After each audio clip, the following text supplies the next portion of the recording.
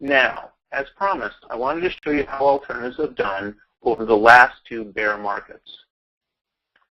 So the first bear market we have was the technology bust. If you remember back in the late 90s, tech stocks were on fire. Anything with .com in its name was skyrocketing on the stock market.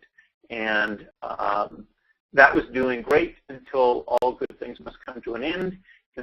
So in September of 2000 to October of 2002, about a 2-year period here, the stock market crashed. Tech stocks got absolutely clobbered and took most of regular stocks down with them. So during this time period, the S&P 500 on an annualized basis lost 26.3% negative return during this bear market. But look at the alternatives. Every single one of them had better returns than the S&P 500. So during this bear market, all of these alternative strategies did better. So during this bear market, had you allocated some of what you used to put in stocks to alternatives, you would have definitely come out ahead. Now let's look at zero. Here's the zero return line. So on an annualized basis, anything above this zero line made money. And so you can see two of our alternatives lost money, but not as much as the S&P. The rest of the alternatives, this guy's essentially break even, but the rest of these here made money during the technology bust, okay? So during this time period, MLPs, the pipelines, 22.8% return, while the stock market is getting hammered with a minus 26 return. The other one that did well is managed futures, 13.2% return, again, during the exact same time period that the S&P 500 is doing very poorly. Okay, that was the technology bust. What about the more recent crash we had, the financial crisis? Remember back in 2007 to 2009? This is when Lehman Brothers went bankrupt. So anything that has anything to do with finance is getting absolutely destroyed, and the whole stock market is coming down with it at the same time. So during this time period, how did the S&P do? Negative 43% annualized. Okay, that's even worse than the tech bubble crash. Negative 43%, and during this time period, virtually everything, every traditional investments was going down. And so during the financial crisis, two of the alternatives that are more finance-oriented, which is business development companies, they lend like a bank to those smaller companies. They lost money, in fact, lost more than the S&P 500 did, as did real estate. But the other 7 strategies during this bear market did better than the S&P 500, okay? And most of them lost money, because here's zero.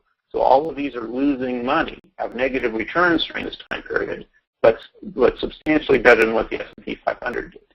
And managed futures, once again, during this bear market, managed futures actually made money at an annualized return of 11.9%. while the S&P 500 lost 43. So these two charts really show how alternatives can benefit during a market disruption. Because if they're uncorrelated, they don't really care if the S&P 500 is going up or down. They're going to do their own thing. They may lose money, but you can see the benefit here. Here's another way. I just want to show another way to look at alternatives, and I could have done this for every alternative, but I don't want to bore you with all that. But what this is called is a rolling return chart. And so what this chart does is it looks at 36-month periods. And so every dot on here, on the black line, is a 36-month period of looking backwards to say, what was your annual return? What was your holding period return if you own stocks on this date, looking back 36 months? Then the next bullet on the chart would be dropping off the oldest month and replacing it with one new month and recalculating the average. So these rolling return charts are helpful in seeing trends. So here you can see the volatility S&P 500. So here is the trend that's getting impacted by the tech bubble. So you can see that the trend is going way down.